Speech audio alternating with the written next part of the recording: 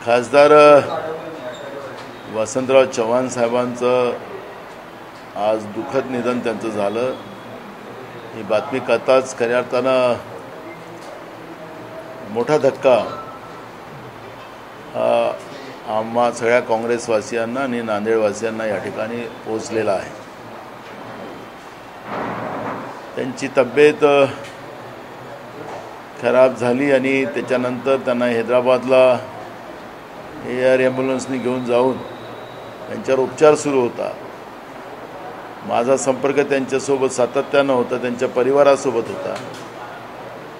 मला रिपोर्ट जीच येत होती की आता याच्यातून ते बाहेर आलेले आहेत। आता व्हेंटिलेटरही बाहेर काढलं जाते आहे। 2-2 तास 3-3 तास विदाउट व्हेंटिलेटर ते स्थिर राहू शकतात, असा रिपोर्ट परवापर्यंत येत होता। काल काळाने त्यांना आमच्यापासून हिरावून घेतलेला आहे। त्यामुळे एक दुःखद ही घटना आमच्यासाठी आहे आणि त्याच्यामुळे त्यासाठी शब्द नाही, पण काँग्रेस पक्षासाठी एक मोठं नुकसान या ठिकाणी झालेलं आहे।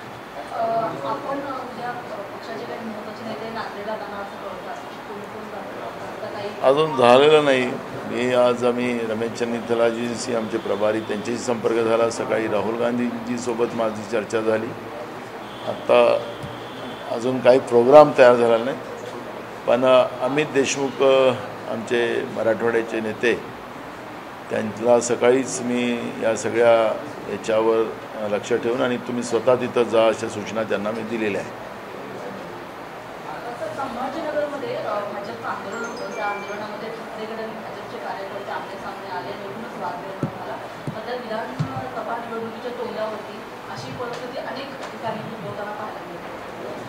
महाराष्ट्रातली परिस्थिती फार चांगली आहे असं नाही। मी काल पण नवी मुंबईमध्ये बोलत होतो।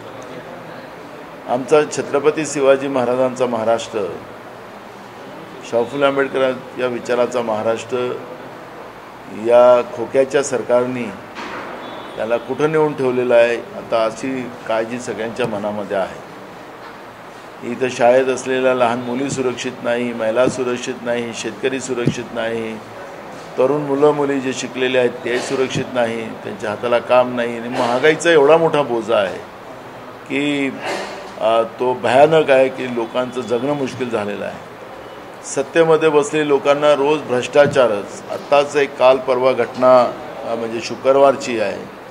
ती घटना अशी आहे की MPCB पोल्युशन बोर्ड त्याचे अध्यक्ष कदम आहेत।